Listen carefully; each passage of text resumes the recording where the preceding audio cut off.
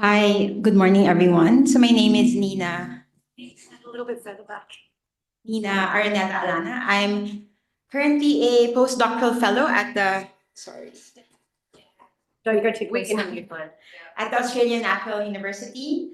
But I did my thesis, doctoral thesis here at the Melbourne Law School. I looked at climate finance in the Philippines, took a deep dive in looking at the relationship between the funding from multilateral development banks and the Philippine interventions on climate finance. And the reason I was interested in looking at the Loss and Damage Fund is because the Philippines successfully gained a seat, gained a seat in the board, Loss and Damage Fund, and on the 12th of November 2024, the second day of COP29, the Philippines and the co-chairs of the fund for responding to loss and damage signed the host country agreement. And the Philippines was chosen as the host country in the board's second meeting in Songdo, South Korea. So the Loss and Damage Fund was created at COP27, operationalized at COP28. To be initially hosted at the World Bank under a 4-year arrangement, it is designed to support particularly vulnerable developing countries. It is the latest institutional development in a broader trajectory that began with the Warsaw International Mechanism for Loss and Damage. The Warsaw International Mechanism and Loss and Damage Fund are closely linked but serve different purposes within the evolving international climate regime. It was the first formal recognition under the UNFCCC of the need to address loss and damage associated with climate change impacts, particularly in vulnerable developing countries. However, the Warsaw International Mechanism was largely technical and advisory without a dedicated funding mechanism. It laid the conceptual and political groundwork for further action, but faced criticism for being under-resourced and lacking teeth. So the Loss and Damage Fund responds to long-standing demands for a dedicated financial instrument to compensate for climate-related loss and damage. The significance of a global South country, such as the Philippines, hosting the Loss and Damage Fund, has been seen as deeply symbolic and strategic, and places a key mechanism for climate justice within a region most affected by climate change. The issues of the global South with climate finance are well documented. These issues are systemic and have persisted across multiple climate financing mechanisms. So first, there is a strong bias towards mitigation financing. Over 70% of climate finance, some studies have estimated it to up to 95% of climate finance, currently flows to mitigation activities like renewable energy or infrastructure, while adaptation and loss and damage, which are more urgent for many global South countries, remain drastically underfunded. This imbalance fails to reflect the lived realities of those facing climate impacts today. Second, the financing architecture is highly fragmented. Multiple funds, agencies, and intermediaries, each with their own requirements, make it extremely difficult for developing countries to navigate the system and access much needed support. Third, the process of securing climate finance is often burdensome due to stringent conditionalities and reliance on multiple intermediaries. Many climate finance instruments, particularly those administered by multilateral development banks or donor-controlled funds, come with extensive procedural requirements.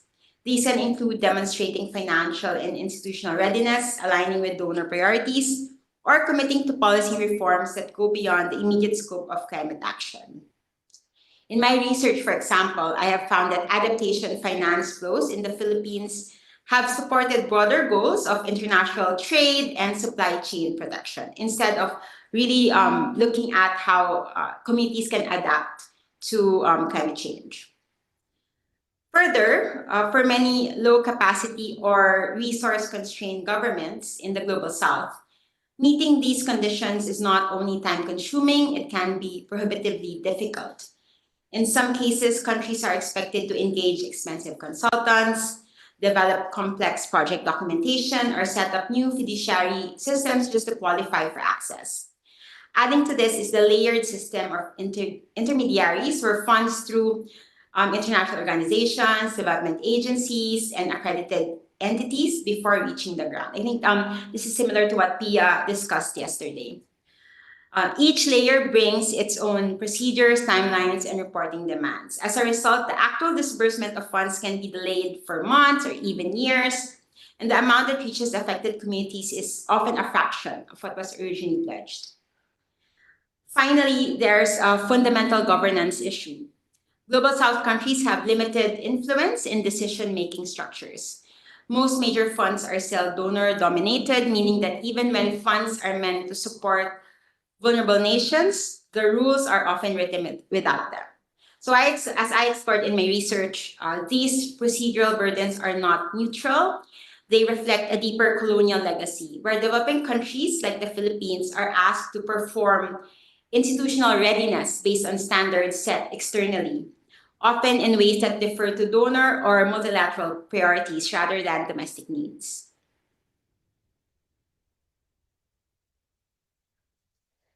One of the most important and still evolving aspects of the Loss and Damage Fund is a question of who is eligible to receive funding.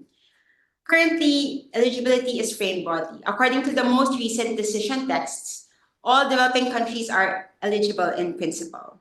This is a significant starting point because it departs from the more restrictive frameworks we've seen in other climate finance instruments, which often narrows eligibility to least developed countries or small island developing states. The inclusive framing reflects the recognition that climate impacts are far-reaching and not confined to any one category.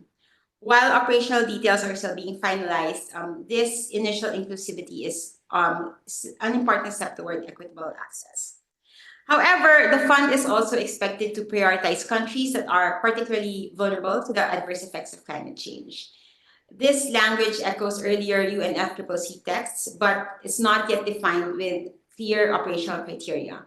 It leaves open the question of who decides what counts as particular vulnerability. Is it based on geography, economic status, exposure to climate events, or institutional capacity, or a combination of these? And this brings us to a critical opportunity. The fact that no definitive eligibility criteria has been set yet means there's a space for advocacy. Global South countries can and should play a role in shaping the criteria in ways that reflect their lived experiences and structural realities. For example, middle-income countries that suffer major climate-related disasters like typhoons, floods, or slow onset impacts such as sea level rise may not qualify under traditional vulnerability frameworks, yet their needs are urgent and real. Civil society, regional blocs, and national governments all have a role to play in pushing for a more just and context-sensitive definition of vulnerability. Moreover, the process of defining eligibility is not just technical, it's deeply political. It will shape how resources are distributed for years to come. There is as such a need to engage, intervene, and demand transparent, inclusive, and equitable governance structures for the fund. For one, the modern discourse on loss and damage finance has increasingly shifted to exploring private finance and private insurance models as part of the multilateral solution, downplaying the role of public finance. Academic scholars have discussed this tension between public and private finance and whether the exhortation to explore innovative sources of finance downplays equity principles. We also need to acknowledge the significant barriers to access that still exist and must be addressed if the fund is to deliver on its promise. First is the fund's unclear institutional setup. So the fund's institutional architecture is still under construction. Key operational questions remain unanswered, such as which entity will eventually really host the secretariat. So right now it's with the World Bank, but the idea maybe is that eventually it will be set up in the Philippines, but we don't know if that will really that will be pursued down the road. How will the fund be governed, and what procedures countries must follow to access? Without clear structures in place, the fund risks delay, duplication, and confusion for potential beneficiaries. Second, many climate vulnerable countries, especially the least developed countries and small island states, lack the technical capacity to develop complex funding proposals. These proposals often require expertise in climate modeling, financial structuring, and monitoring frameworks. Without strong support mechanisms and readiness assistance, the fund may end up favoring countries that have well-developed bureaucratic machinery and sidelining those who need support the most. Relatedly, the process of applying for climate finance is often administratively heavy, with extensive documentation requirements and compliance procedures.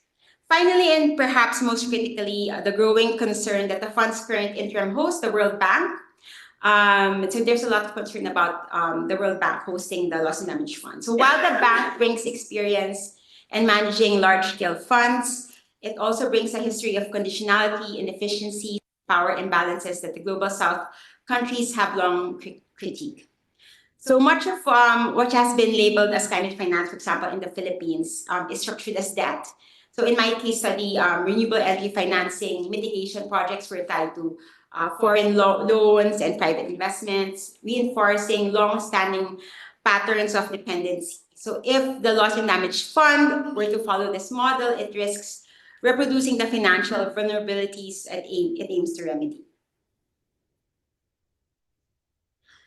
So as the Loss and Damage Fund begins to take shape, one of the most important questions is how countries, especially in the Asia-Pacific, can work regionally to ensure the fund delivers meaningful and equitable outcomes.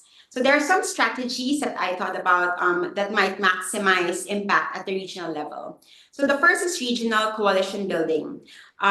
This is very crucial. So platforms like ASEAN, the Pacific Island Forum Secretariat, and the South Asian Association for Regional Cooperation offer diplomatic and institutional entry points to collectively advocate for fair access to the fund. So these bodies can push for inclusive eligibility criteria, simplified access, and procedures. Second, we need to invest in regional knowledge hubs that can support proposal development, data collection, and local climate impact assessments. One of the biggest hurdles for the Global South countries is the lack of technical capacity to meet fund requirements. So regional centers of research and excellence hosted, for example, in universities or think tanks can help bridge that gap. Third, deepening South-South collaboration can help countries learn from each other experiences. And fourth, regional strategies should promote the integration of loss and damage into national plans, such as national adaptation plans and national determined contributions. So doing so ensures that loss and damage isn't treated as an afterthought, but as a core part of national planning and budgeting. And what about Australia? So one of the few high-income countries in the region and a historical emitter, Australia has both a responsibility and an opportunity to support regional approaches to loss and damage. This can include backing independent governance of the fund, providing flexible finance to support country-led initiatives, partnering with ASEAN and Pacific Island states in setting up regional knowledge hubs, and most importantly, listening to and aligning with the priorities of its climate vulnerable neighbors rather than pushing donor-driven models. So a reorientation of Australia's climate diplomacy toward climate justice and solidarity would be a powerful signal of genuine regional partnership.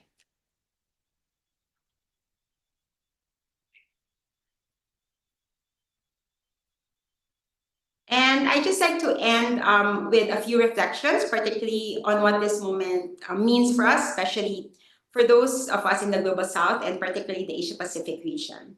First, the Loss and Damage Fund is thought of as a victory for the Global South. It was demanded, defended, and delivered through decades of persistence, protest, and negotiation. Its creation marks the international community's long overdue recognition of the real and irreversible harms that climate change inflicts, especially those on the least responsible for it.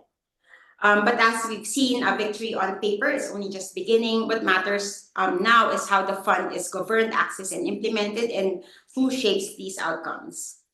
As such, Asia-Pacific must be active norm shapers. We talk about climate finance as if it's a neutral technical term, but as research has shown, it's a contested space. its meaning is shaped by who funds it, who accesses it, and under what conditions. For the loss and damage fund to break new ground, it must resist reproducing the same unequal structures. The Asia Pacific must not remain passive recipients of climate finance, but they are capable as norm shapers, regional leaders, and legal innovators. So from the Philippines to Vanuatu, of course, countries in the region are asserting new visions of climate justice, including climate reparations. But this influence needs to be organized and strategic. And finally, there's a call of action for all of us, whether we work in academia, law, policy, or community building. The future of the Loss and Damage Fund will be shaped not only by negotiation rooms, but also by what we study, how we advocate, and who we include. Law remains a critical tool, but so does storytelling, coalition building, and political pressure. If we want a climate finance architecture that truly addresses loss and damage, it will take all our tools.